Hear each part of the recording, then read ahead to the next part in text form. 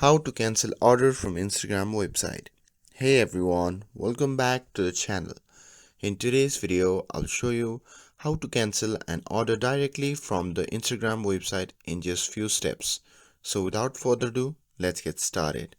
So first thing first, open Instagram app, and once you have opened it, simply tap on the profile icon shown in the bottom right corner of the screen. And once you are in a profile section, simply tap on the three dash icon shown in the top right corner of your screen, and it will prompt you to your settings page. And once you are in the settings page, simply scroll down and select your activity. And now from here again, simply scroll down and tap on the option labeled as link history. And now here you will see all your recently visited links including the shop orders.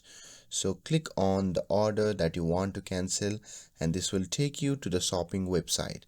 And after that you can just follow the cancellation steps provided by the seller, and that's it. With this, if you found this video helpful, then don't forget to like, share and subscribe to get updated for more videos.